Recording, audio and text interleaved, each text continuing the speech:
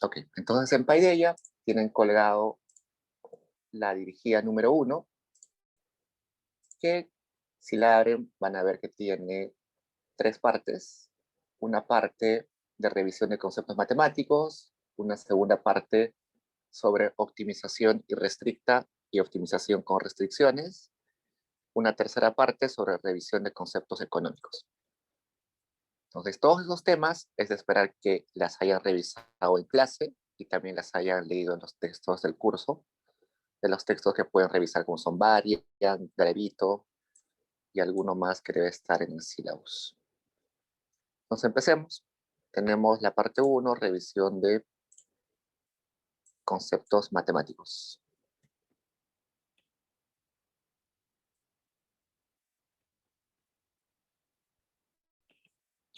Parte 1, pregunta 1, definición. Y nos dice, ¿cuándo se dice que una función es homogénea de grado K? ¿Cómo se relaciona el concepto de homogeneidad de las funciones con el concepto de función homotética? Entonces, definamos una función. Acá vamos a hablar de homogeneidad. Entonces, hablemos de una función cualquiera. Una función depende, supongamos, de un X, una variable X, una variable Y. Puede depender de más variables, de una, de dos o de más. Entonces, esta función, supongamos que nosotros queremos también aplicarla, pero multiplicando los argumentos. A este X y a este Y se le llama argumentos. Si nosotros queremos multiplicar esos argumentos, sería algo así. Por ejemplo, lambda, que es una constante, por el argumento X, y lambda por el argumento Y. A eso se le dice que estamos incluyendo lambda veces los argumentos, y en lo que voy a escribir ahorita, se le dice que estamos utilizando la función lambda veces con los argumentos iniciales. Entonces, ¿cuál es la diferencia? Veamos un ejemplo aplicado. Cuando yo vi esto la primera vez, evidentemente no me queda claro. Pero, pongamos un ejemplo de la vida real. Una función lo que hace es transformar argumentos o variables en una cosa nueva. Entonces, por ejemplo, yo tengo capital y mano de obra, que son insumos en la producción, ¿no es cierto? Con capital, que son maquinarias, y con mano de obra, lo que yo puedo producir son panes, por ejemplo. Y este F está representando la tecnología, mi fábrica, por ejemplo, mi modo de producción. Como mi modo de producción F, yo puedo utilizar K unidades de capital y L cantidades de mano de obra. Entonces, si yo meto esa cantidad de capital y mano de obra a esa fábrica, a esa tecnología, yo voy a tener, por ejemplo, una cantidad de A panes. Cuando yo estoy hablando de esta parte donde estoy multiplicando por lambda el capital, voy a poner acá, lambda por capital y lambda por mano de obra, estoy diciendo que a esta misma fábrica le estoy poniendo, quizás, si lambda es 2, el doble de capital y el doble de mano de obra. Entonces, no estoy modificando mi tecnología, ni mi planta, ni mi fábrica, sino lo único que estoy haciendo es modificando mis insumos. Entonces, eso es como si yo agarrara una misma planta, pero le multiplico por 2 los insumos que estoy poniendo. Y este, que es lambda por la función, me está diciendo que yo agarro esta planta con los insumos iniciales, pero voy a crear otra planta. Entonces, digamos 2. Entonces, tengo 2 plantas iguales utilizando los insumos iniciales. Mientras que acá estoy utilizando la misma planta, pero con el doble de insumos. es distinto, ¿no? Entonces, eso es la intuición dentro de esta parte. La idea es lo siguiente. Si yo considero que aumentar mis insumos en una proporción lambda,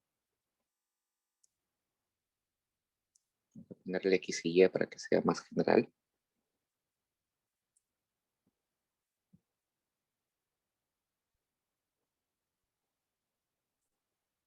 Resulta que si yo, por ejemplo, duplico mi cantidad de insumos y eso ocasiona que yo duplique mi producción,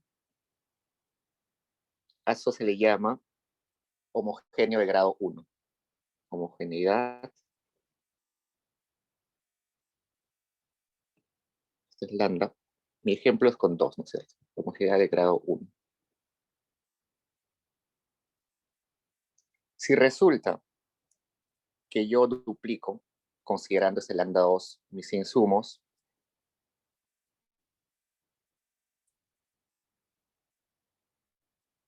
y eso resulta que es mayor a que yo duplique mi cantidad de plantas,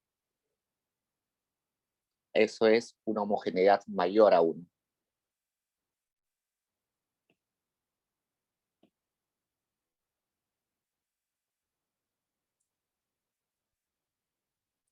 Y si yo duplico mis insumos, pero eso resulta que mi producción ha aumentado menos que el doble, eso va a ser una homogeneidad de grado menor a 1. En términos generales, se escribe de la siguiente forma. Eso es la parte intuitiva, pero de forma más aplicada es la siguiente. Acá tenemos lambda por X, lambda por Y, es igual a ese lambda, que en este caso inicial estaba elevado a 1.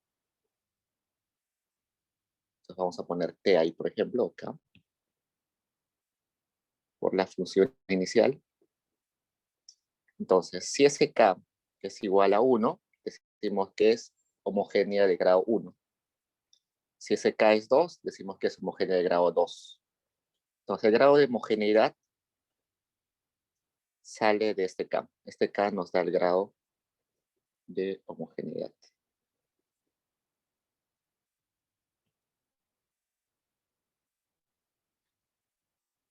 Y ahora vayamos a la segunda parte que nos dice qué tiene que ver esto con que una función sea homotética. Entonces resulta que una función homotética nos dice lo siguiente. Nosotros graficamos, por ejemplo, esto. Supongamos acá hay X, acá hay Y, y yo tengo una función cualquiera. Esta función que depende, bueno, esa función F. Si yo hago un rayo que aparece de acá a acá, eso es cualquier rayo, y que corta en este punto, acá voy a tener una tangente, ¿no? Que se le puede llamar la derivada en ese punto A. Si yo multiplico esta función por 2, por ejemplo 2f, tendría una función que se mueve hacia ese lado, ¿no es cierto? Y si resulta que en este punto B, donde el mismo rayo está cortando, esa pendiente o esa tangente es igualita, es paralela, decimos que la función es homotética. Igual, si yo agarro otro rayo acá y agarro los puntos que cortan esa función y esas pendientes o esas tangentes son paralelas, digo que es homotética. Si acá agarro, multiplico la función f por, digamos, 5f, tiene que cumplirse lo mismo. Que en estos puntos, pero que en ese punto A, este punto B y este punto C, esas tres tienen que ser paralelas. Igual, acá en ese punto D, E, F, las pendientes o las tangentes tienen que ser paralelas. Entonces, cuando decimos que una función homotética, en otras palabras, estamos diciendo que una función es homogénea de grado 1. Entonces, homotética es en la mayoría de casos lo mismo que decir homogénea de grado 1. No es exactamente lo mismo, pero para los ejemplos que vamos a utilizar en ese curso, vamos a considerar como sinónimos prácticamente. Luego, seguro en micro 2 van a ver que hay ciertos casos en los cuales una función homotética no necesariamente es homogénea de grado 1, pero por el momento, digamos que homotética es lo mismo que homogénea de grado 1. Y aunque les parezca en ese momento que esto es algo trivial o no interesante, luego vamos a ver que estas funciones, que al ser multiplicadas o escaladas por alguna constante, son la base de la microeconomía del consumidor, de la teoría del consumidor, y también en parte del productor. Vayamos a la B, que nos dice, a partir de la función que depende de x y de y, donde hay una constante a que multiplica x elevado al alfa por y elevado a la beta, identifique si se trata de una función estrictamente cóncava, estrictamente convexa o simplemente cóncava o convexa. Señale si es homotética y grafique la curva de nivel de función indicando si los contornos superiores definidos por cada curva de nivel son conjuntos convexos. Entonces, veamos. Tenemos esa función y nosotros sabemos que una función cóncava tiene esa forma, cóncava, que viene de concave, cueva, parece una cueva, concave, es una cóncava. Esta es una convexa. Pues, ¿cómo podemos diferenciar convexa? En ambos casos hay un punto de inflexión, ¿no? En ese punto de inflexión, la derivada es 0. Acá, la derivada es 0. Pero en el caso de la cóncava, la pendiente va así, ¿no? Primero es bastante empinada, luego se va echando, luego termina siendo 0, y luego se convierte en una función o una pendiente negativa, ¿no? Entonces, primero empieza positiva, luego negativa. En la convexa empieza siendo negativa, cada vez se hace menos negativa, hasta hacerse 0, y luego empieza a ser positiva cada vez más empinada, más positiva. Eso se puede aprovechar. Nosotros sabemos que esa pendiente se puede calcular con la derivada, así que esa función f va a ser cóncava o convexa dependiendo de cómo sean sus derivadas, ¿no? Para evaluar vamos a sacar primero dos cosas. Una, la condición de primer orden, y luego la condición de segundo orden. Entonces pongamos condición de primer orden, que es la primera derivada, ¿no? Entonces derivamos esta función x respecto, esta función f respecto a x, y luego respecto a y. ¿Por qué? Porque tiene dos argumentos, ¿no? Si fuera solamente un argumento, solamente una derivada. Si fueran tres argumentos, tres derivadas. Derivado respecto a x sería alfa a por x a la alfa menos 1 por y a la beta. Luego la siguiente sería beta por a por x al alfa por y a la beta menos 1. Eso sería la condición de primer orden. Vayamos a la condición de segundo orden, donde hacemos lo mismo, pero utilizando las derivadas dobles. Entonces, derivada de la función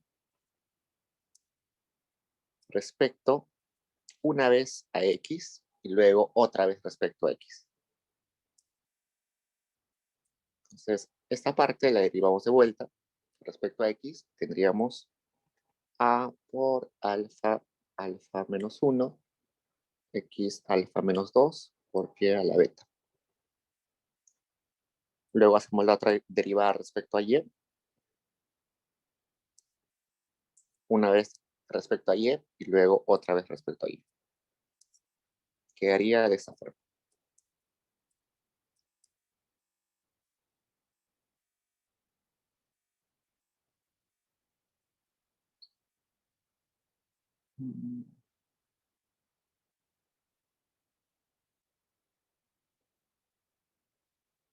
Ok, entonces con eso ya podemos determinar si es cóncava o convexa. Veamos esto.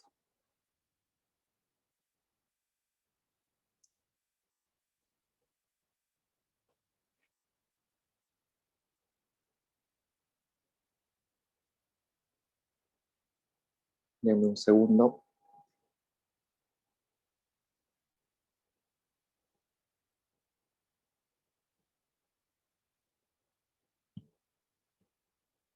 Okay. La condición de primer orden, cuando esto voy a igualarlo a 0, me va a decir lo siguiente, me va a dar el punto de inflexión, ¿no? Recordemos que si era así, este punto de inflexión va a salir cuando iguale a 0 todo eso. Igual, si tengo una función así, este punto de inflexión me va a salir cuando iguale a 0. Y luego,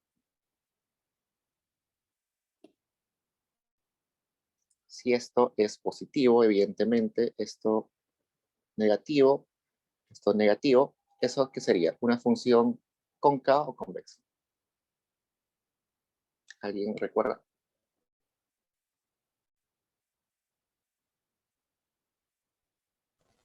Creo que sería cóncava. Ajá, exacto.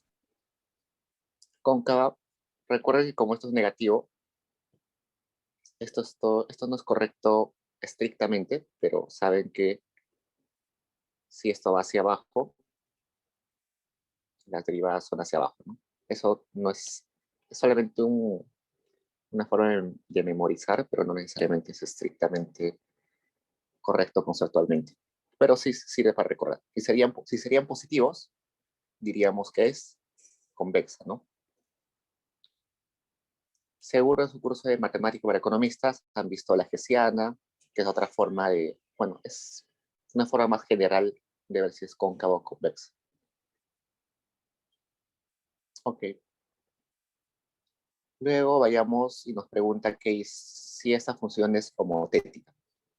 Dijimos que homotética es sinónimo de homogénea de grado 1, ¿no? Entonces veamos esa función si es de grado 1.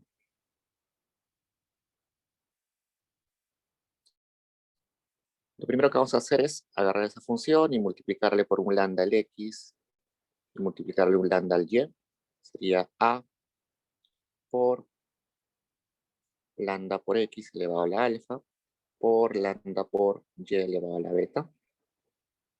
Eso podemos operar, sería a por todo esto.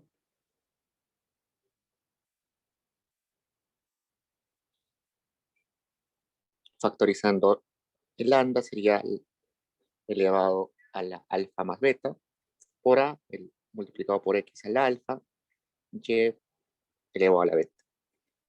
Todo esto ya lo conocemos. Es lo mismo que acá.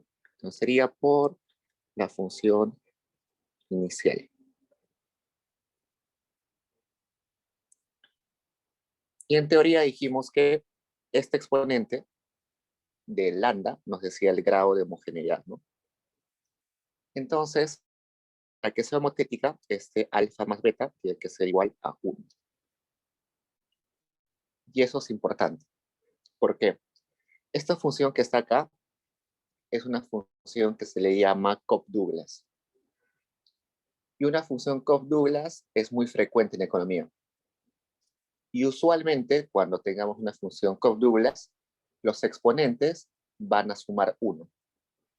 A veces no, pero en general sí van a sumar 1. Y esos exponentes tienen una interpretación económica. Entonces, por ejemplo, si yo digo que la utilidad de una persona depende de consumir X y tiene esta forma,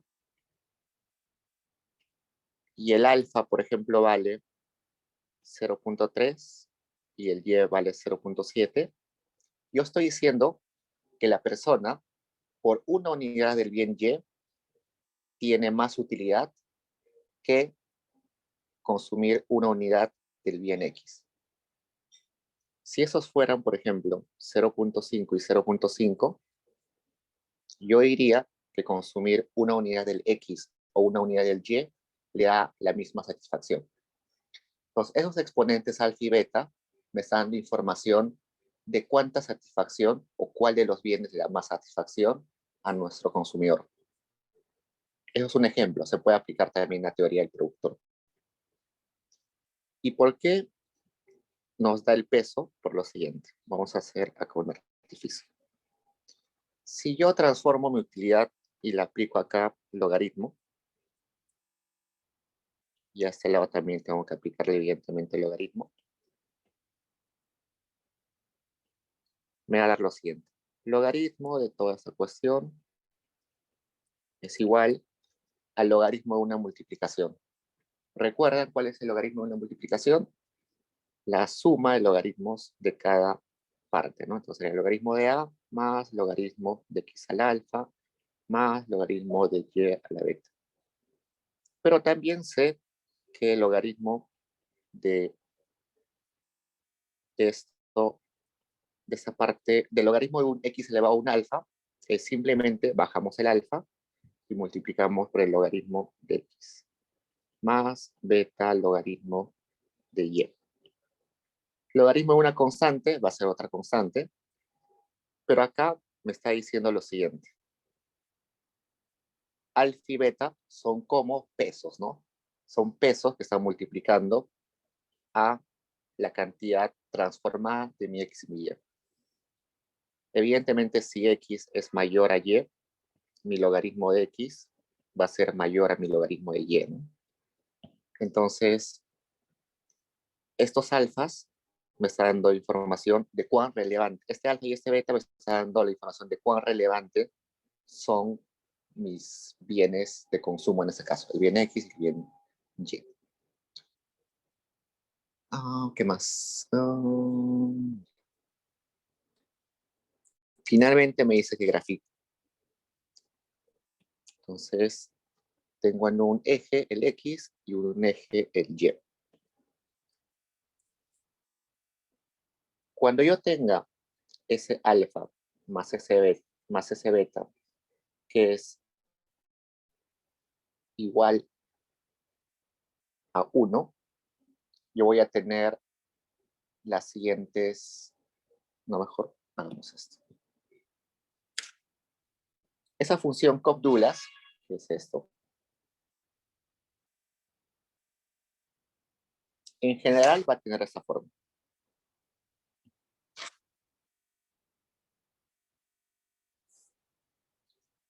¿Por qué? Vamos a ver por qué tiene esa forma. Acá vamos a poner esta función de X y Y igual a esto. A esa función pongámosle una cantidad, digamos, Q. Es una constante.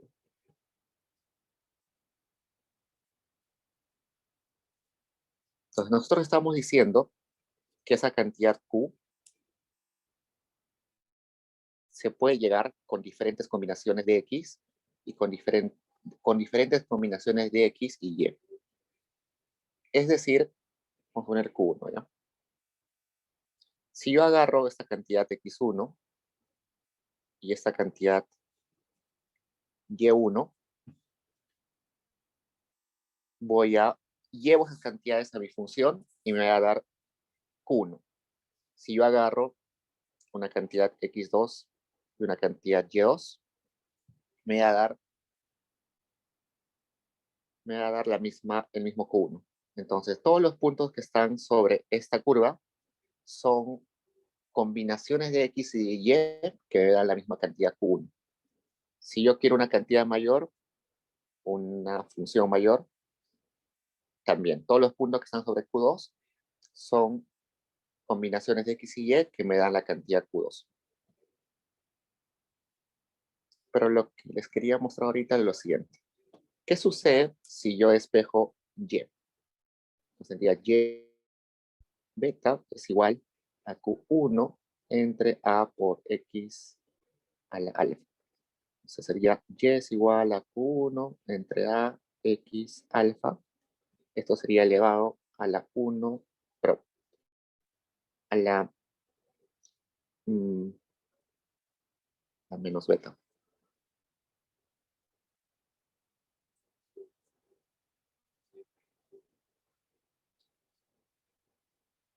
B. Para que no sea muy complicado, que se quede así. Entonces, tenemos este y. Igual, si yo despejo x, ¿qué sucedería? X al alfa es igual a Q1 entre A por T a la beta. Este x de acá puede ser igual a 0. No, no, tiene que ser diferente a 0.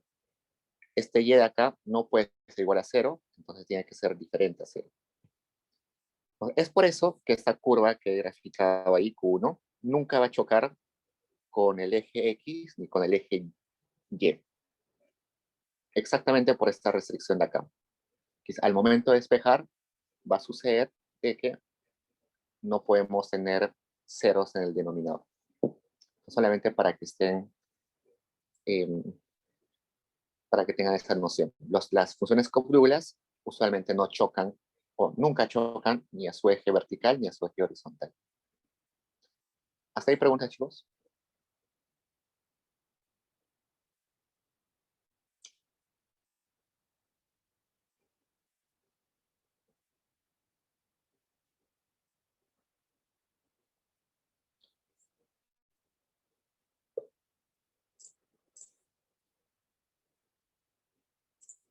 Genial, entonces seguimos. En la parte C nos dice hallar las condiciones, o bueno, definir las condiciones de primer orden y de segundo orden para un máximo o un mínimo. En este curso en microeconomía 1 al menos, la mayoría de ejercicios de optimización van a ser con restricciones y con restricciones de igualdad. Ya han visto en Mateco seguro que tienen optimización irrestricta, que es sin restricciones, y hay optimizaciones restrictas con igualdad y también restrictas con desigualdades, ¿no? Entonces, en este caso, en este curso vamos a trabajar en la mayoría de casos con optimizaciones con restricciones de igualdad. La intuición de por qué es así y no con otras, la vamos a ver seguro cuando entremos de lleno a teoría del consumidor. Pero si tienen que repasar algo de mate, denle prioridad a ese tema que es restricciones con igualdad, que es usualmente lagrangiano, ¿no? Entonces vamos a utilizar un montón de lagrangianos en el curso. Ok, entonces, ¿cuáles eran los pasos, ustedes se acuerdan, para hallar el mínimo o el máximo? Ya habíamos visto algo más o menos hace un rato. Lo primero que tienen que hacer es la condición de primer orden, ¿no? Hallar los puntos críticos. Si yo tengo una función, supongamos de la siguiente forma, así, lo primero que tengo que hacer es hallar los puntos críticos, porque ahí usualmente están los puntos máximos y mínimos locales. Entonces tengo que hallar este punto, que es el punto de inflexión, este otro punto de inflexión, estos puntos de inflexiones. También a veces tengo que hallar los extremos. Si esa función empieza acá, tengo que hallar ese punto extremo o este punto extremo. ¿Por qué? Porque a veces el mínimo y el máximo están en los extremos y no están en la parte interior de la función. ¿Cómo hallo los puntos de inflexión? Derivando la función igualando a cero, ¿no? Entonces, si yo derivo la función respecto a x o respecto a y igual a 0, me van a salir todos mis puntos de inflexión, esos puntos que están en rojo.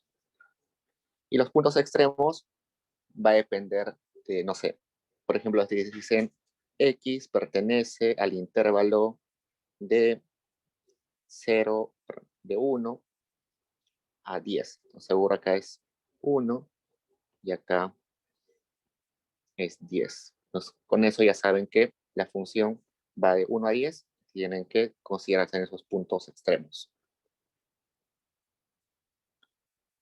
Luego de conocer esos puntos críticos, lo que tienen que hacer es saber si ese punto es un máximo o un mínimo local. ¿Cómo hacemos eso? Con la segunda derivada, ¿no? Hagamos la segunda derivada en este punto. Si la segunda derivada es negativa, quiere decir que es cóncava. Si hallamos la segunda derivada en este punto, va a salir seguro positivo, porque es convexa. Entonces, con eso ya sé que esto es un máximo local, esto es un mínimo local, acá un mínimo también local, y acá un máximo local. Si me piden cuál es el máximo, evidentemente voy a comparar los máximos locales, y el que sea mayor va a ser mi máximo global. Entonces, esos son los pasos que tienen que hallar en un ejercicio de optimización en general. Ok, entonces en el solucionario les voy a poner paso a paso. Esto solamente es lo más intuitivo que puedo explicarles. Y cuando tengamos con restricciones de igualdad, sabemos que es el lagrangiano, ¿no? El lagrangiano es la función objetivo, la función que piden maximizar o minimizar, pero que va a estar ampliada por las restricciones. Entonces acá voy a tener un alfa 1 con, supongamos, a menos la función, déjenme escribir esto, lambda 2, p menos g2, más lambda 3, c menos g3, y así todas las restricciones que tengo. Donde G1 es igual a es una restricción, la restricción 1. G2 es igual a B, es mi restricción 2. Y así sucesivamente. Todas las restricciones de igualdad que tengo. Luego, cuando tengamos nuestro lagrangiano, lo que vamos a hacer es hacer lo mismo que acá hacíamos, hallar los puntos de inflexión de esa función lagrangiana. ¿Cómo hallamos los puntos de inflexión? Derivando respecto a los argumentos, igualando a 0. Eso nos va a llevar a los puntos de inflexión. Esas son las condiciones de primer orden. Si hay más argumentos, voy a derivar respecto a y, a z, a todos los que hay. Y luego hago una derivada doble. Derivo eso una segunda vez. Y dependiendo si eso es positivo o negativo, voy a decir si es el máximo o el mínimo. Serían mis condiciones de segundo orden. Si eso es mayor a 0, voy a decir que eso es un mínimo, porque es una función cóncava, ¿no? Perdón, si es mayor a 0 sería una convexa. Si es menor a 0, voy a decir que es un máximo.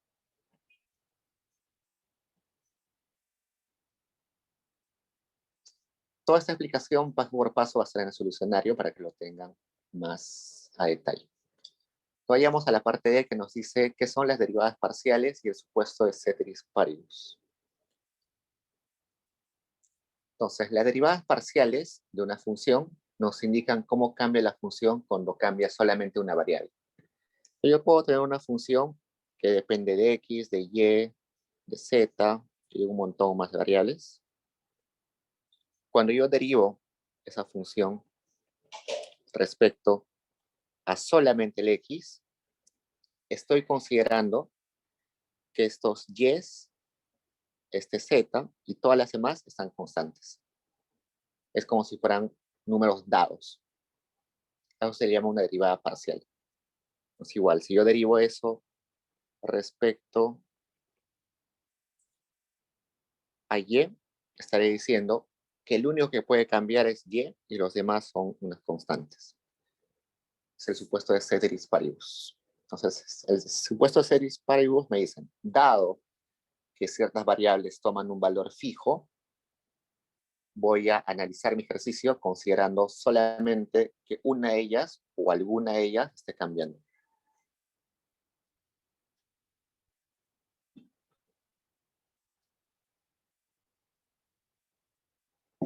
Entonces, toda esta parte creo que ya es un repaso, son cosas que espero que les hayan visto. En introducción a la micro, dependiendo del profesor que hayan tenido, los profesores a veces son más teóricos, a veces son más matemáticos, a veces hacen los dos.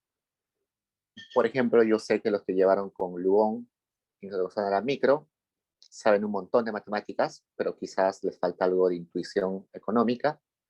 Y por ejemplo, si llevaron con Muñoz, saben un montón de intuición, pero quizás les falta algo de matemática. Entonces, esto es simplemente un repaso para que todos estén más o menos eh, en igualdad de condiciones. Vayamos a la pregunta 2.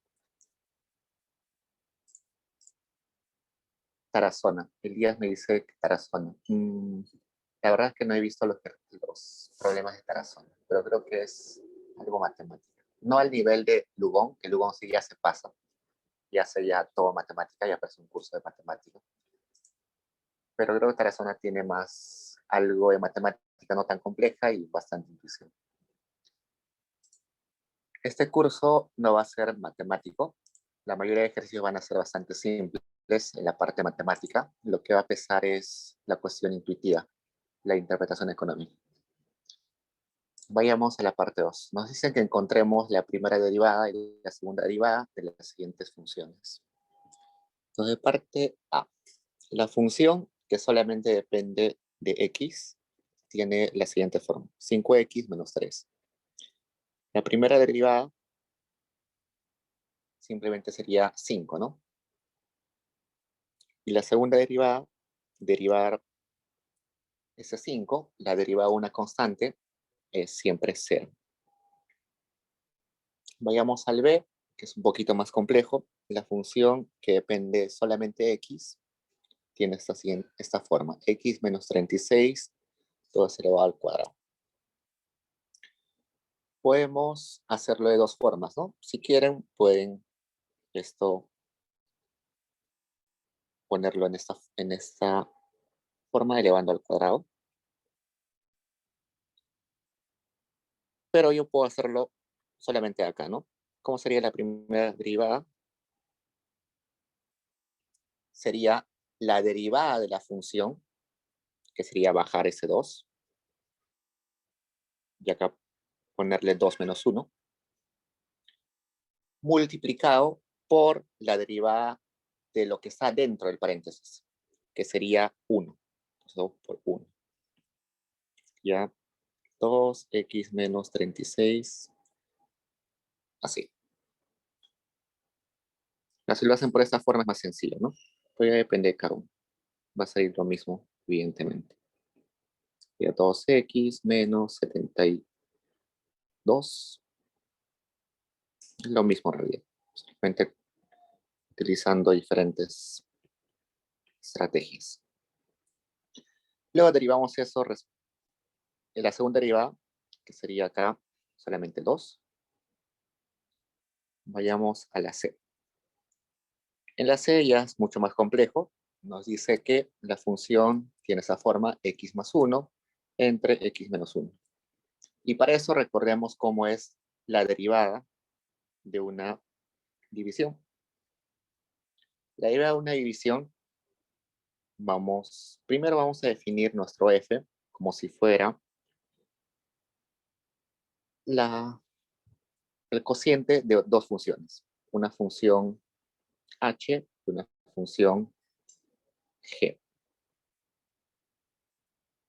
Entonces sería, primero derivamos lo que está en el numerador y lo multiplicamos por la función g. Luego le restamos y hacemos lo inverso. Agarramos la derivada del g y lo multiplicamos por la función h sin derivar. Y eso entre la función que está dividiendo, que es g, sin derivar, ojo, al cuadrado. Entonces acá esto sería nuestro G, perdón, nuestro H. Y todo esto sería nuestro G. Entonces hallamos la derivada, sería derivada del H, sería 1 por el G, que sería X menos 1, menos el G derivada, que sería 1 también, multiplicado por el H, que es X más 1, entre el G, que es X menos 1, todo eso al cuadrado. Que sería X menos 1 menos X menos 1 entre X menos 1 al cuadrado.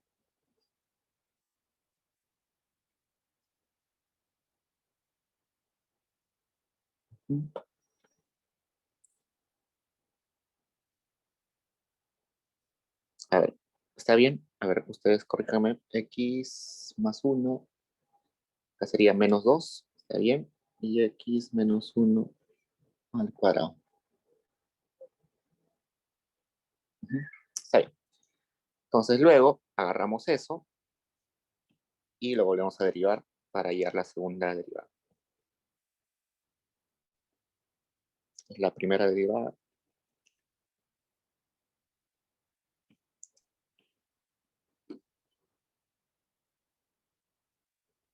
Que también se puede escribir de la siguiente forma, ¿no? Menos 2 por X menos 1 a la menos 2. Si yo quiero hallar la segunda derivada, simplemente bajo el exponente, que sería menos 2 por menos 2 por X menos 1, elevado a la menos 2 y le resto un 1. Y acá me daría 4 por X menos 1 a la menos 3, que es lo mismo a decir 4 entre X menos 1 elevado a la 3. ¿Hasta ahí preguntas, chicos?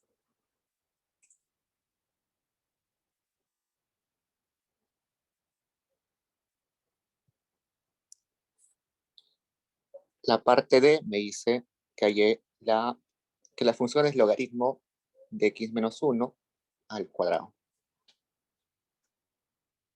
Recordemos dos cosas. Primero, la derivada de un logaritmo es simplemente 1 entre lo que está dentro del logaritmo. ¿Ok? Entonces, hagamos eso.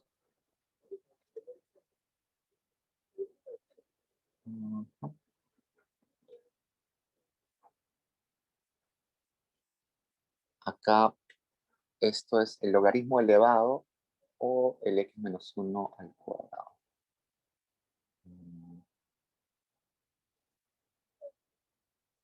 A ver, esto está mal escrito. Denme un segundo. Creo que es logaritmo de todo, o sea, del cuadrado incluido. Tienes razón. Genial. Entonces, ya. En ese caso tenemos que recordar otra también, que es lo siguiente. Si nosotros tenemos la derivada de un logaritmo, pero ese logaritmo tiene adentro la función de un x, la forma de resolver va a ser un poco distinta. Si va a ser el g acá, sería 1 entre ese g, porque estamos invirtiendo lo que está dentro del logaritmo, pero además de eso tenemos que multiplicarle por la derivada de ese g. Entonces, esta parte es la que tiene que ver con el logaritmo, porque estamos invirtiendo al g, el g es lo que está dentro del logaritmo, pero aparte de eso tenemos que multiplicarle por la derivada de esa función. Entonces, en este caso tendríamos que el g es g de x es igual a x menos 1 al cuadrado. La primera derivada sería la derivada de ese g, que sería 2 por x menos 1, por la derivada de lo que está adentro, que es 1, entre, entre g, que sería x menos 1 al cuadrado. Y eso, simplificando, sería 2 entre x menos 1. Que es lo mismo a decir 2 por x menos 1 a la menos 1, ¿no? O si queremos hallar la segunda derivada, sería,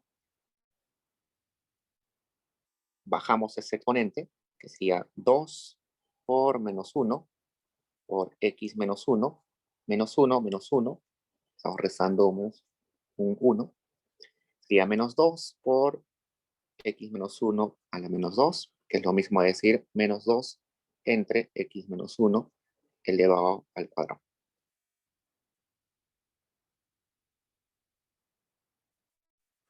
Y vayamos al último, que es el más complejo de todos, que nos dice, f depende solamente de x con la siguiente forma funcional, x menos 2 elevado a la 2 multiplicado por epsilon elevado a la x menos 2. Acá vamos a recordar cuál es la derivada de una multiplicación, porque acá hay dos, está multiplicando esto con esto. Entonces, si tenemos una función donde se está multiplicando una función x y una función g, la derivada de eso sería igual a, primero derivamos h multiplicado por el g sin derivar, más lo opuesto, el g derivado por el h sin derivar. Pues con eso ya podemos resolver. Entonces, en este ejercicio sabemos que el h es x menos 2 elevado al cuadrado y el g es epsilon elevado a la x menos 2. La derivada sería la siguiente. Derivamos primero h, que sería 2 por x menos 2, por g, que es epsilon x menos 2, más el g derivado, que sería solamente lo mismo, epsilon x a la menos 2, por x menos 2 al cuadrado. Recordemos que cuando tenemos un epsilon a la x, su derivada respecto a x va a ser el mismo.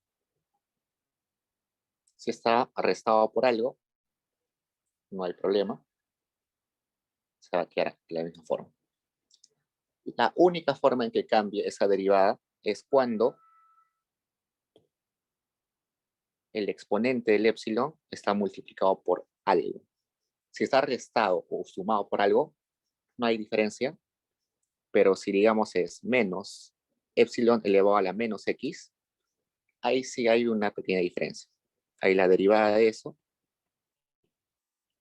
sería menos epsilon elevado a la menos x. Entonces, esas son propiedades que tienen que repasar un poco. Acá tenemos esto, que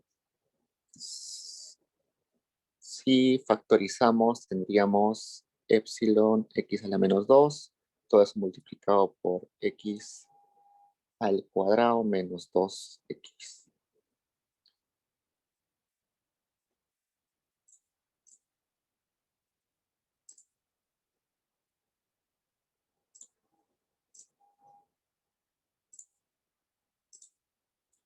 Ok, entonces eso está bien. Ok, entonces ahora la segunda derivada, tendríamos lo siguiente.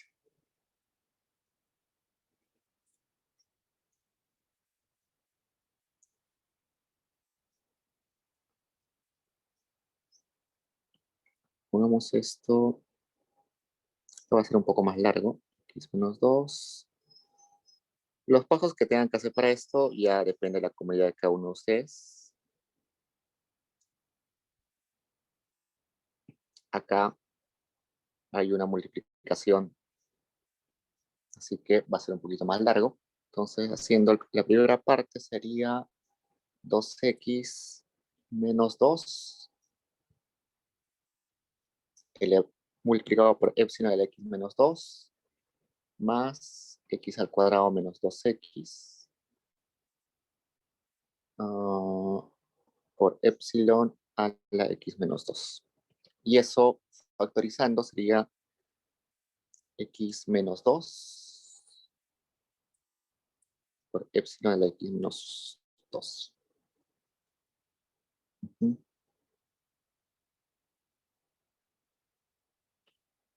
Okay. En solucionar lo voy a dejar paso a paso para que no quede dudas.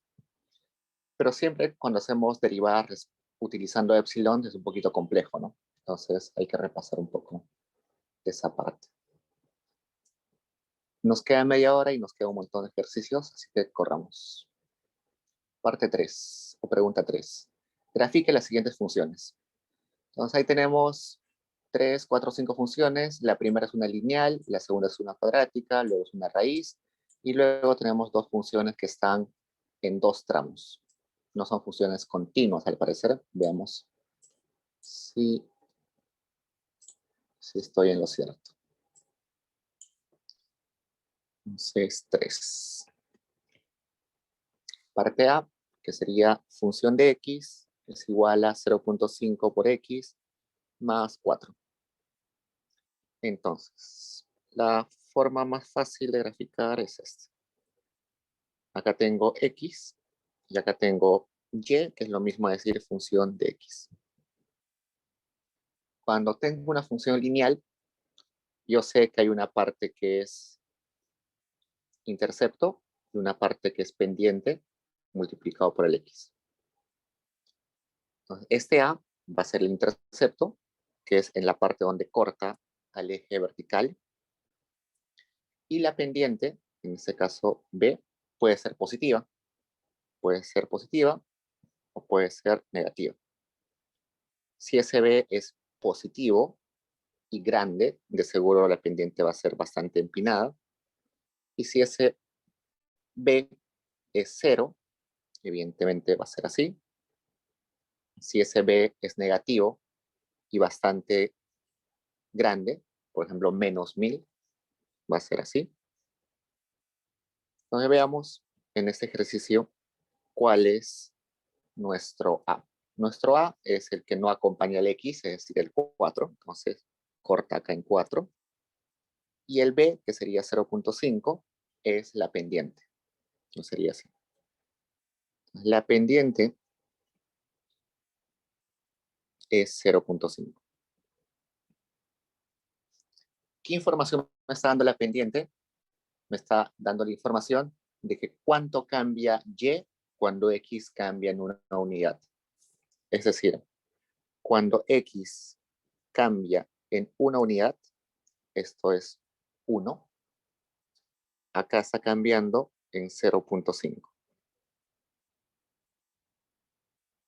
Entonces, si la pendiente fuera, por ejemplo, más grande, por ejemplo, 2, acá me estaría diciendo, si acá cambia en 1, el Y va a cambiar en 2. Entonces, esa es lo que nos dice ese B, que es la pendiente. Okay, vayamos al gráfico B, que es x al cuadrado.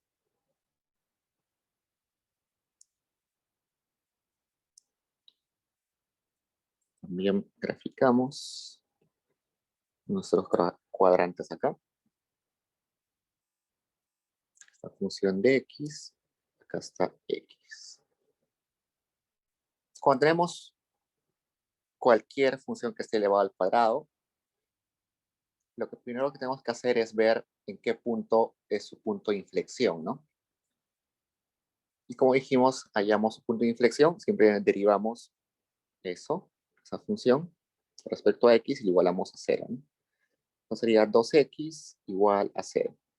X es igual a 0. Entonces es en el punto donde x es 0, donde cambia, donde es el punto, en este caso mínimo, ¿no? Entonces desde acá se vuelve así. Este lado sería así. Y en economía, usualmente vamos a utilizar solamente el cuadrante 1. Por eso es que solamente estoy considerando esta parte y esta parte que está acá. No. ¿Y por qué en economía utilizamos solamente el cuadrante 1? Porque los valores que son precios, cantidades, utilidad, producción, siempre son positivos, ¿no? No podemos tener una producción negativa, ni podemos tener un precio negativo. El precio mínimo es 0 y la cantidad mínima de consumo de producción es 0. Entonces, es por eso que utilizamos solamente el cuadrante 1. Luego vayamos a la C, donde la función que depende de x es raíz de x. Que es lo mismo a decir x elevado a la 1 media. ¿No? Y x elevado a la 1 medio tiene la siguiente forma.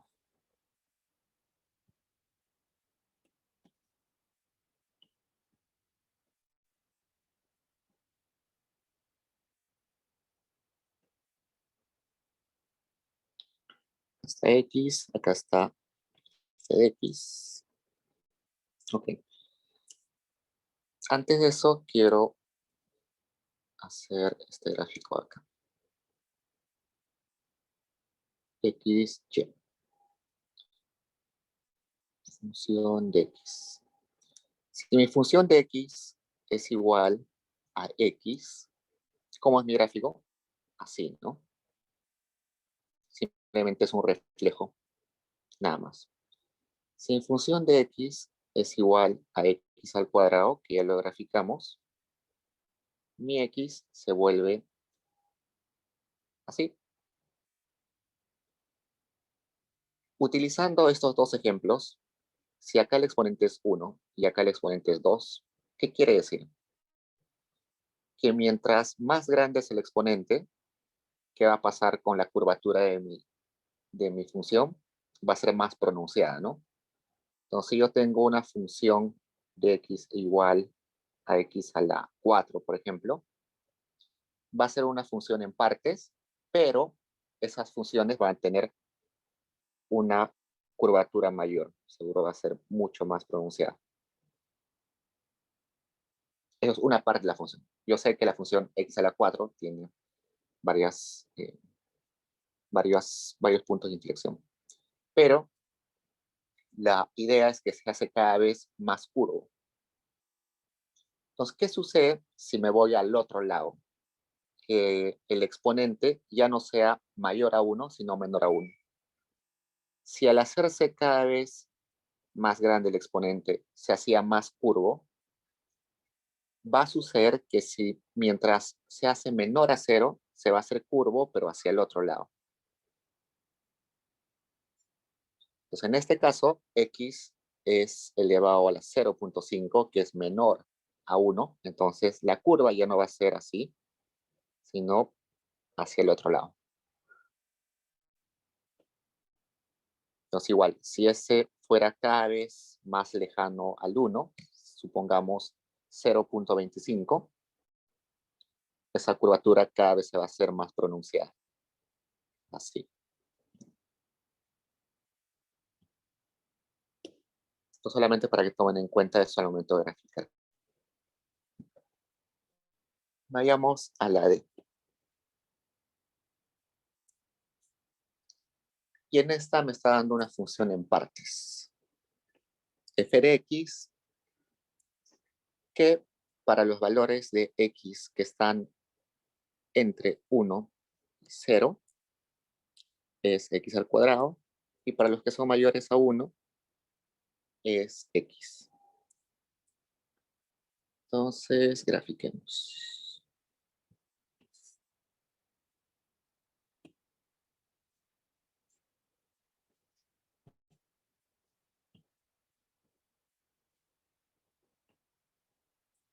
F de x, x. Entonces, acá hay un punto, que es el punto 1, cuando x es 1, donde la función cambia, ¿no?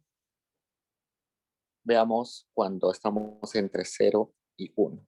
Cuando estamos entre 0 y 1, la función es el x al cuadrado. Y ya vimos que el x al cuadrado tiene esa curvatura, ¿no? Entonces, hasta este punto, vamos a tener una curva así. Y luego, cuando tengamos x mayor a 1, la curvatura va a ser así, recta.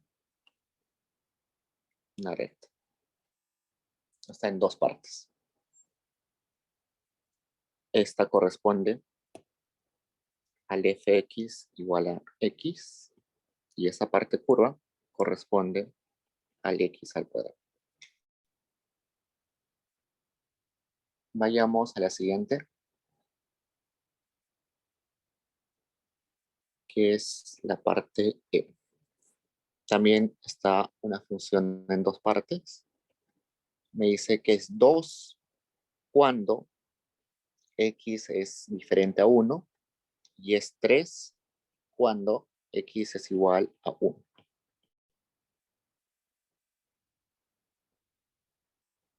De x y acá x. Ok, entonces nos dice que es igual a 3, perdón, igual a 2 en casi todos los casos.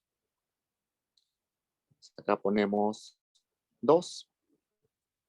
Es una constante, entonces sería de esta forma. Pero me dice que solamente en un caso, cuando el x es 1,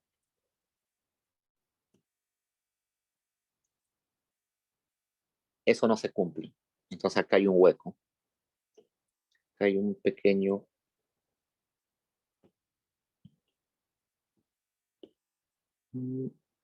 Ya.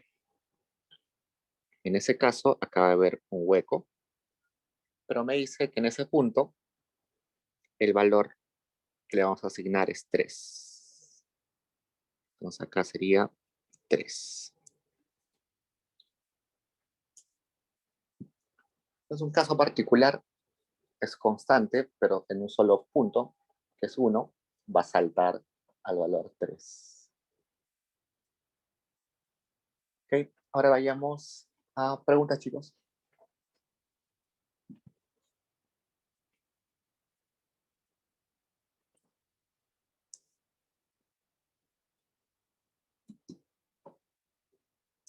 Okay. Lo que viene ahora es, creo, lo más importante, porque esto lo vamos a utilizar prácticamente todas las sesiones. Nos empecemos, que dice en la pregunta 4, resuelva los siguientes problemas de optimización indicando cuáles son las condiciones de primer y segundo orden. Entonces, la primera que me dan dice, maximice la función objetivo que depende de x, que tiene la siguiente forma funcional.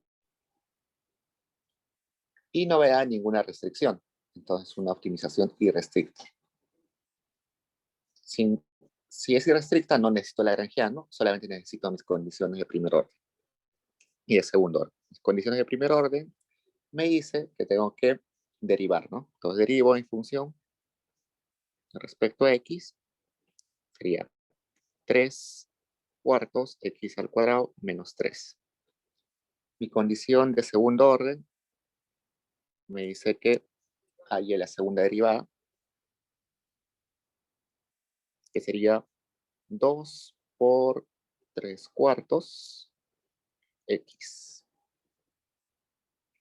Lo mismo a 3 medios por x.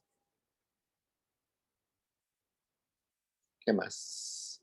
Ok, entonces para resolver eso, lo que tengo que hacer primero es hallar mis puntos críticos con mi condición de primer orden, ¿no? Acá igual a 0. Y con eso me va a dar mis puntos críticos.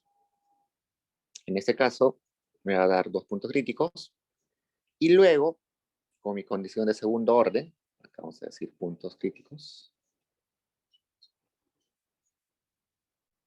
que me van a dar 2, porque está, cuando está elevado al cuadrado, me va a dar 2 resultados, 2 raíces. Si está elevado a la 3, me va a dar 3 raíces.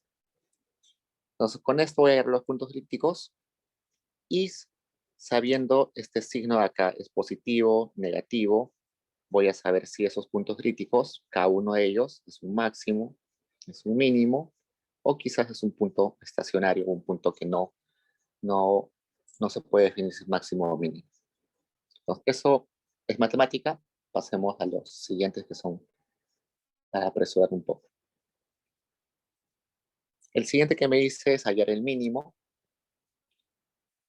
de la función, que es igual a x elevado a la 3 menos y al cubo más 9xy. Igual, la condición de primer orden, en este caso, acá me equivoqué. Toda esta función tiene dos argumentos, ¿no? X y Y. Entonces, si hay dos argumentos, tiene que haber dos condiciones de primer orden. Condiciones de primer orden, primero la derivada de f respecto a x, luego la derivada de f respecto a y. Respecto a x sería 3x al cuadrado menos 9y. Luego mi derivada parcial respecto a y sería menos 3y al cuadrado menos 9x. Para hallar los puntos críticos voy a igualar ambos a 0. Entonces, con eso voy a hallar los puntos críticos. En este primer ejemplo, mis puntos críticos simplemente iban a ser un x, supongamos igual a y otro x igual a b, ¿no? Esos serán mis puntos críticos. Pero acá mis puntos críticos van a ser pares ordenados. Entonces mi primer punto crítico va a ser x, por ejemplo, x1, y1. Mi segundo punto crítico va a ser x2, y2. ¿Por qué? Porque tengo dos pares ordenados. Dos argumentos, perdón. Entonces, mis puntos críticos van a ser un conjunto de un par ordenado. Luego voy con mis condiciones de segundo orden.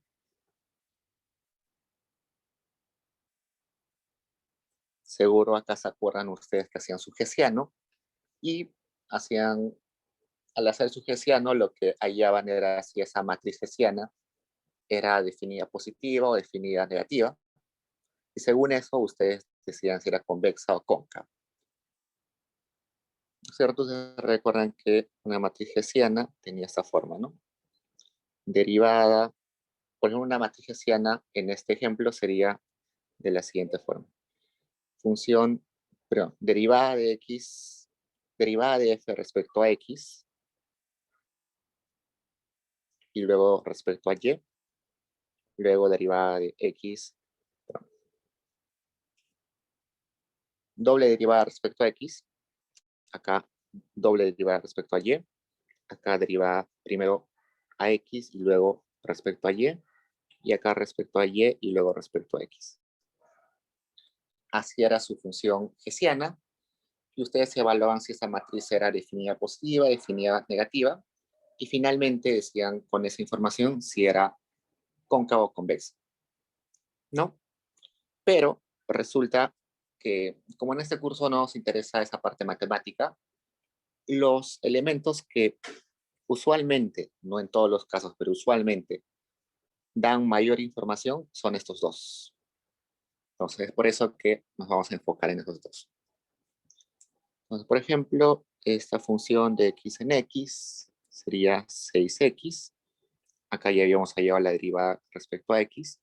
Lo volvemos a derivar respecto a x, sería 6x.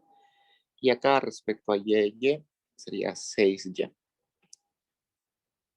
Entonces, si ambas son negativas, diremos que eso es una función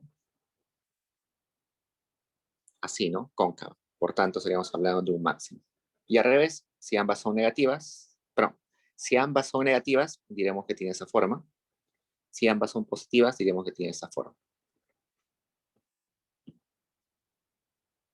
Esto solamente para que recuerden, usualmente no vamos a utilizar las condiciones de segundo orden. Vamos a asumir que están bien las condiciones de segundo orden.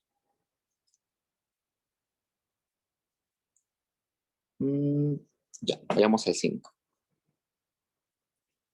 Da el siguiente problema. Acá ya es una función con restricción. Maximiza la función que depende de x y de y, que tiene la siguiente forma, donde sabemos que x y y deben ser mayores a 0. ¿Por qué? Porque estamos hablando de economía y en economía los valores siempre son positivos. Hay en la condición de primer orden, mediante el método del multiplicador de Lagrange, si se tiene la siguiente restricción. Sujeto a que 7x más y es igual a 15. Entonces, aplicamos o definimos el Lagrange, que es la función objetivo, más un lambda, donde voy a poner 15 menos 7x menos y. Es decir, mi función de restricción despejada. Ojo que siempre voy a poner el valor, que es la constante, menos la función, que es esta. Si hacen lo opuesto, que es esto, acá x menos 4 al cuadrado menos y más lambda 7x menos y menos 15, les va a salir igual, el mismo resultado. Si quieren, pruébenlo. Les va a salir lo mismo, pero matemáticamente es correcto. No hay problema porque va a salir el mismo resultado. Pero económicamente es incorrecto. ¿Por qué? Porque este lambda tiene una interpretación económica. Y ese lambda tiene que ser siempre positivo en economía. En matemática puede ser negativos o positivos, pero en economía ese lambda tiene que ser positivo. Es por eso que para asegurar que sea positivo, siempre vamos a despejar la función de la restricción utilizando la constante menos la función. A esto usualmente se le llama precio sombra. En las siguientes clases vamos a definir qué es un precio sombra.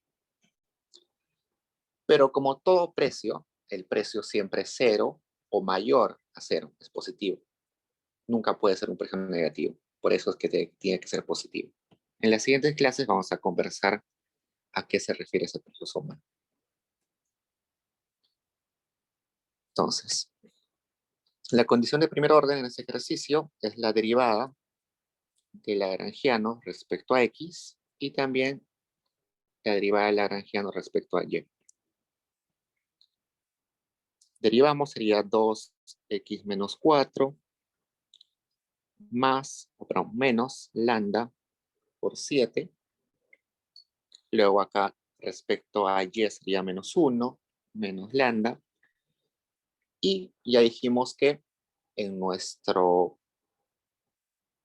resolución tenemos que igualar esto a 0 para hallar los puntos críticos. Entonces, cuando resolvamos esto, vamos a tener los puntos críticos. A ver, intentemos hacer eso. Aunque acá nos va a salir sumamente rápido. Entonces, despejo acá, puede ser 2x menos 4 es igual a lambda, todo esto entre 7. Y acá me sale que lambda es igual a menos 1. Entonces, agarro estas dos funciones. 2x menos 4 entre 7 es igual a menos 1. Esa lambda no debe ser menos 1. Es un problema típico. Bueno, sigamos con eso. Sería menos 7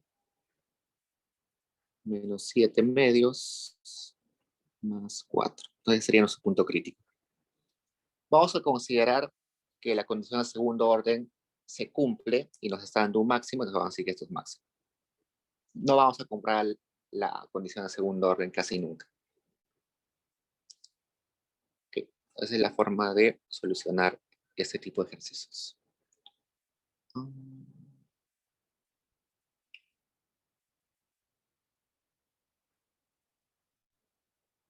Como nos queda 10 minutos, el ejercicio de optimización parte B Es similar al que hemos hecho ahorita, no hay problema. Pueden hacerlo ustedes como ejercicio. Y en la parte C les piden como adicional que hay en la condición de segundo orden, que es simplemente derivar 2 veces. Vayamos a la revisión de conceptos en estos 10 minutos. Dice, ¿qué es la racionalidad y qué es la optimización? Ok, entonces, cuando nosotros hablamos en teoría del consumidor, estamos hablando de un consumidor, entre comillas, racional. Para que sea racional, tiene que cumplir ciertos axiomas o ciertos supuestos de comportamiento.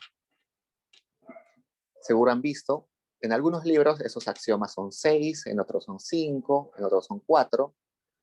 En clase ustedes creo que vieron 3, 4, 5. ¿Y por qué varía según los libros cuáles son los axiomas? Sí, acá me dice su compañera que 5. Sí, pero solamente les comento esto porque van a revisar seguro diferentes libros y en algunos les va a aparecer más o en algunos menos. Resulta que algunos de esos axiomas incluyen a otros axiomas. Por ejemplo, a ver, cuando yo hablo de transitividad, ya estoy hablando por default de completitud. Es decir, si se cumple la transitividad por, eh, por definición, ya se cumple la completitud. Entonces, por ejemplo, en algunos ya no consideran completitud, en algunos libros. Por ejemplo, a veces la reflexividad, como es obvia, no la consideran en algunos libros, no aparece. Entonces, en este curso están utilizando, creo, el libro de Nicholson, Garavito, Varian. En esos libros aparecen 5 o 6, si no recuerdo. Pero seguro ustedes van a querer en el futuro postular, no sé, a la SBS, al Banco Central, ¿qué más hay? A OCITEL, o CENERMINC, y ahí les toman exámenes, ¿no? De microeconomía, macroeconomía, finanzas, un montón de cosas. Y a veces en esos exámenes les preguntan cuántos son los axiomas de las preferencias. Y a veces les ponen en las alternativas 5, 6, 4. Y ustedes no saben cuál marcar porque en algunos libros hay 5, algunos 6, algunos 4. En esos casos, ustedes tienen que averiguar con anticipación qué libros utilizan en esas instituciones para hacer el examen. Entonces, por ejemplo, en el Banco Central de Reserva utilizan un libro de 2 chilenos, no recuerdo ahorita el nombre. Y en ese aparecen, si no recuerdo, también 6. Entonces hay que tener cuidado. Seguro cuando hagan su maestría, puede ser, dependiendo en qué universidad hagan su maestría, la cantidad de supuestos va a cambiar. Igualito, en todo microeconomía, hay pequeñas cosas que cambian según los libros y según las universidades donde estudien. Solamente eso como curiosidad para que cuando lleguen a la maestría o a esos cursos de extensión de estas instituciones, no estén ahí dando vueltas sin saber por qué respondieron mal o por qué no coincide con lo que les enseñamos acá. Ok, entonces si se cumplen esos axiomas, vamos a decir que la persona es racional. Y vamos a decir que es racional porque es cómo se comportaría una persona normal, una persona promedio, una persona representativa, pensando en su utilidad individual, sin pensar en la filantropía, en la bondad, en la moral, en la ética, no, simplemente está pensando en esa persona, en él. Y la optimización, exacto, maximiza su bienestar. Entonces, la optimización se refiere al proceso de elección de una persona donde elige el comportamiento que lo lleva a su máxima utilidad. En el caso del consumidor, ¿no? En el caso del productor, es el proceso de elección que hace una empresa para poder tener el mayor beneficio, la mayor utilidad en términos monetarios, ¿no? Entonces ahí vamos a ver en los 5 minutos que nos quedan cuáles son esos axiomas de la racionalidad, o que también se llaman supuestos de las preferencias. La reflexividad es un supuesto bastante obvio que nos dice que la canasta de un bien no puede estar vacía o que una canasta es comparable consigo misma al menos. Casi siempre se cumple.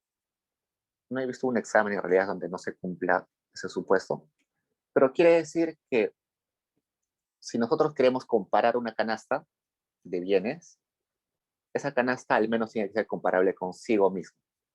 Es un poco redundante, ¿no? No le den tantas vueltas, es un supuesto que es bastante obvio. Luego el siguiente supuesto es completitud, que nos dice que si tenemos dos canastas, siempre vamos a poder saber si una de esas es preferida a la otra o contrariamente, o si son iguales de atractivas para el consumidor. Si a mí me dan dos canastas, A y B, cada canasta está conformada por una combinación de bienes. Por ejemplo, A puede estar conformada por 10 panes y 5 tazas de té.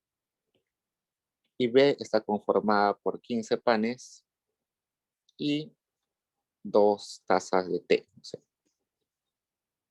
Entonces, a esas canastas, según el supuesto de completitud, yo siempre voy a saber que A es preferible a B, o que B es preferible a A, o que son indiferentes, ¿no? Siempre voy a saber. No va a haber ningún caso donde no pueda comparar dos canastas. Luego me dicen la transitividad. La transitividad me dice lo siguiente. Supongamos que yo tengo acá un bien X y un bien Y. Todas las canastas que están sobre esta curva, que voy a llamar A, son combinaciones de los bienes X y Y, panes y tés, por ejemplo, que me dan la misma utilidad.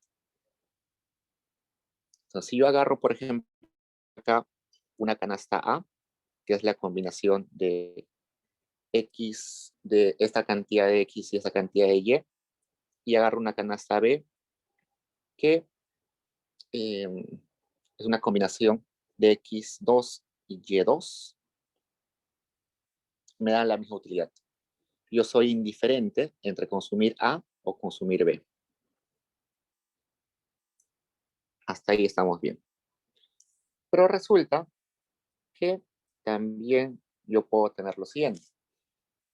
Tengo otra curva de indiferencia. Se llama curva de indiferencia porque soy indiferente entre todas las canastas que están encima. Entonces puedo tener acá una canasta C. Como esa canasta C está en la misma curva verde que la B, yo puedo decir que C es igual de preferida que la B, ¿no?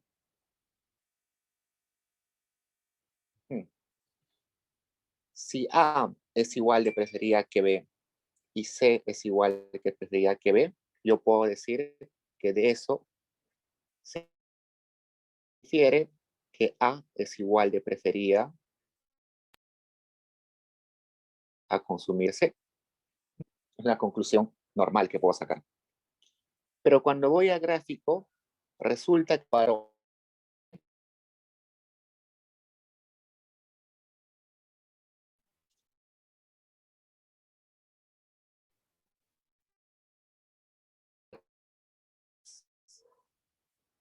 la cantidad de X1 y el C tiene una...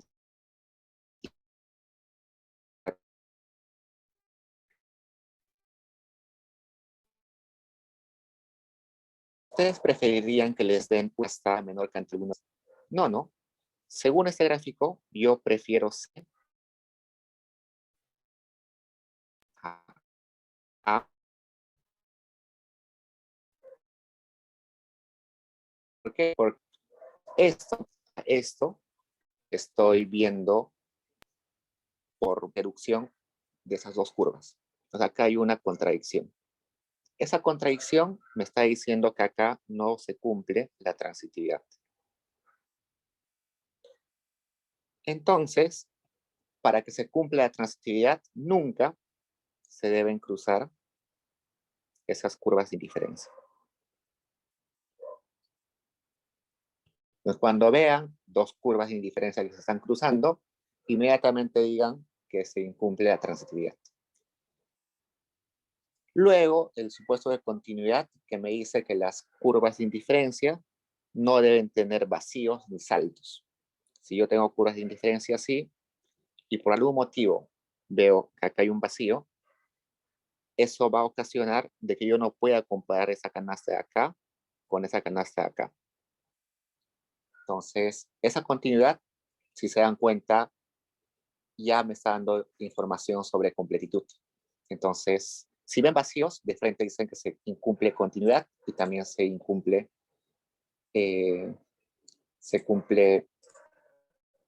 nuestra cuestión de completitud y continuidad. Entonces, si no se cumple continuidad, generalmente no se va a cumplir. Si no se cumple continuidad, generalmente no se cumple completitud. Un poco intervalentes. Sí, en completitud, si se cumple en completitud, sí se puede cruzar las curvas. Sí, en completitud sí se puede cruzar las curvas. Sí, buena pregunta. Sí, tiene razón.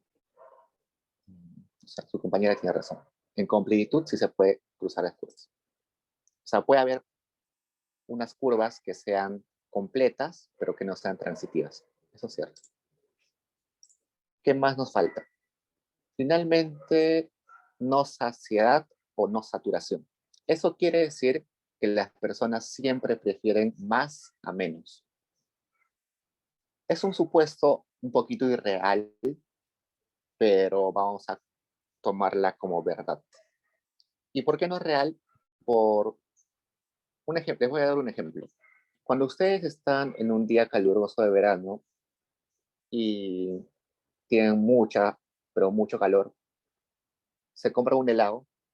Ese primer helado les va a dar un montón de satisfacción porque están saciando o están controlando el calor que tienen, ¿no? La segunda unidad del helado les va a dar una utilidad también, pero una utilidad menor porque ya saciaron parte de su utilidad. Entonces, sí, yo prefiero más helados, pero llega un momento en que comer más helados ya me da indigestión. Entonces, va a haber un momento en que voy a decir, ya no quiero más. Entonces, ese bien que era el helado, en un momento se va a convertir en un mal. Me va a hacer daño. Ya no me va a dar utilidad, sino me va a dar desutilidad. Por tanto, este supuesto de no saciedad a veces o generalmente no se cumple, por ese ejemplo que les doy, pero en el curso vamos a considerar que siempre se prefiere más a menos. Bueno, nos quedan 4 conceptos que podemos ver en la siguiente clase, todavía no hay mucha premura. Acá su compañera nos pregunta, por el axioma de no saturación podríamos concluir que el consumidor siempre gastará todo su ingreso disponible. Exacto, muy buena pregunta. Sí, a ver, vamos a Palomas, ¿no? La que preguntó. Sí, tienes mucha razón. Entonces, resulta que una persona tiene unos ingresos dados, ¿no? Eso es un ingreso dado. Y ese ingreso lo va a gastar. Bueno, por un lado tenemos los ingresos y por otro lado tenemos los gastos, ¿no? Normalmente los ingresos tienen que ser mayores o iguales a los gastos, ¿no? Pero ¿qué pasa si el ingreso es mayor al gasto? Quiere decir que yo estoy dejando de consumir algunos bienes. Si yo estoy dejando de consumir algunos bienes, eso estaría yendo en contra del axioma de no saturación, ¿no? Porque si gastaría esos bienes, podría tener más utilidad. Entonces, eso va a llevar a que siempre, por ese supuesto, el ingreso sea igual al gasto. por eso es que cuando nosotros teníamos esta maximización de utilidad que dependía de ciertos bienes, que estaba sujeto a una restricción que era ingresos es igual a lo que gasto en el bien X, el precio por la cantidad X, el precio por el bien Y, eso podría ser mayor o igual a cero, ¿no? Pero por el supuesto que estamos agarrando ahorita, eso siempre va a ser igual. Voy a gastar todo. Y eso tiene que ver con que les decía hace un rato, que en este curso vamos a utilizar problemas de optimización con restricciones de igualdad y no con restricciones de desigualdad. Eso simplifica un montón el trabajo. Muy buena pregunta, Paloma. Ok, chicos. La siguiente completamos los ejercicios y si hay algo que comunicarles, les estoy escribiendo al correo. Cualquier cosa, me escriben para coordinar asesorías o si tienen dudas o consultas o recomendaciones, estoy en el correo.